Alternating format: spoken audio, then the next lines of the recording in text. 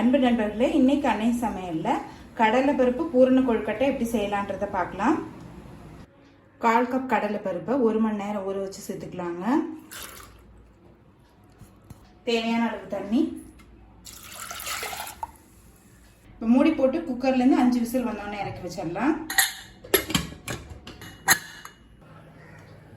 இப்போ குக்கர்லேருந்து 5 விசில் வந்துருச்சுங்க. கடலை பருப்பு நல்லா வெந்துருச்சு. இப்போ இதை மிக்சியில் அரைச்சிக்கலாம். வெறும் கடலை பருப்பு மட்டும் அரைச்சிக்கோங்க, தண்ணி சேர்க்காதீங்க. இது கூடவே 2 ஏலக்காய் சேர்த்துக்கலாம். இப்போ இதை மிக்சியில் நைஸாக அரைச்சிக்கலாங்க. இப்போ மிக்சியில் அரைச்சாச்சுங்க. இப்போ இதை எடுத்து தனியாக வச்சிடலாம். இப்போ கொஞ்சமாக நெய் சேர்த்துக்கலாங்க. அரைச்சி வச்சிருக்க கடலை பருப்பு இதில் சேர்த்துக்கலாங்க. பூரணம் பார்த்தீங்கன்னா ரொம்ப தண்ணியாக இருக்கக்கூடாது. அதுக்கு தான் இது மாதிரி கடாயில் போட்டு ஒரு தடவை வதக்கிடுறோம்.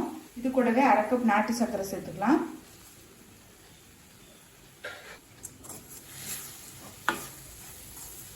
நீங்கள் விருப்பப்பட்டீங்கன்னா வெல்லம் கூட சேர்த்துக்கலாங்க.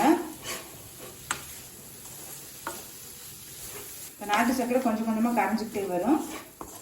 அடுத்தது 2 டேபிள் ஸ்பூன் தேங்காய் துருவல் சேர்த்துக்கலாம்.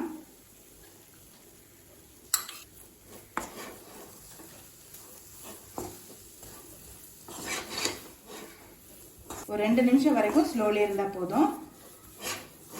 நமக்கு பூர்ணம் பார்த்தீங்கன்னா ரொம்ப தண்ணியாக இருக்கக்கூடாதுங்க.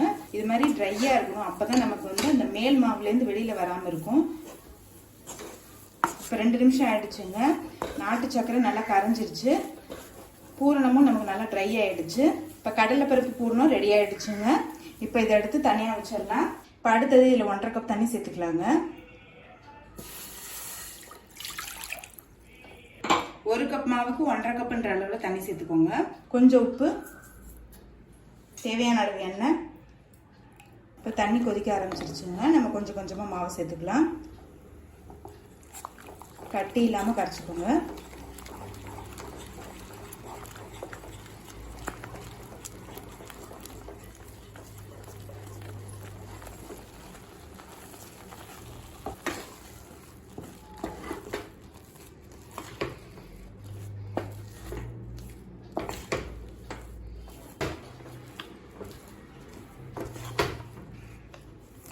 இப்போ இது ஒரு 2 நிமிஷம் நம்ம மூடி போட்டு வச்சிடலாம்.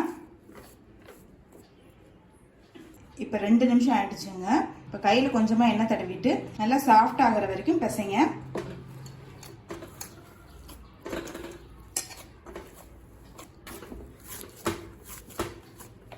நமக்கு இப்படி அழுத்தும் போது சாஃப்டாக இருக்கணுங்க. அப்போ தான் வெடிப்பு வராமல் இருக்கும். இப்போ இதை மூடி வச்சிருங்க. அப்போ தான் நமக்கு ட்ரை ஆகாமல் இருக்கும். இப்போ கொழுக்கட்டை செய்ய ஆரம்பிச்சிடலாம். மாவை நல்லா கையால் இப்படி தட்டிக்கோங்க. கொஞ்சமாக தண்ணி வச்சு கூட தட்டிக்கலாம் நீங்கள்.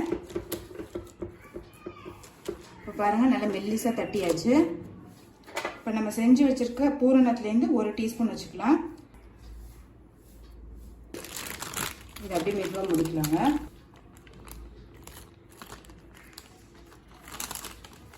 ஓரத்துலலாம் இது மாதிரி கொஞ்சம் கொஞ்சமாக மடிச்சு விட்டுக்கோங்க.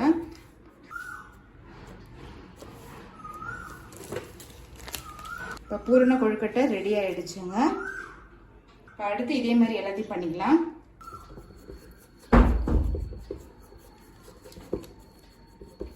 நம்ம நல்லா மாவு பிசைஞ்சாதாங்க. இப்படி தட்டும் போது நமக்கு பாருங்க விரிசலே வரவே இல்லை.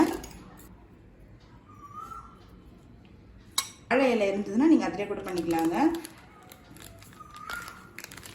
ஃபோர்க் இருந்ததுன்னா இப்படி அழகாக டிசைன் மாதிரி பண்ணி விட்டுருங்க. பார்க்கறதுக்கு நல்லா இருக்கும்.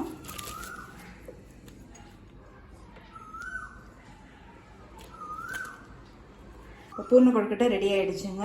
நம்ம வேக வச்சிடலாம். இப்போ பூர்ண கொழுக்கட்டை பண்ணியாச்சுங்க. இப்போ இதை வேக வச்சுக்கலாம்.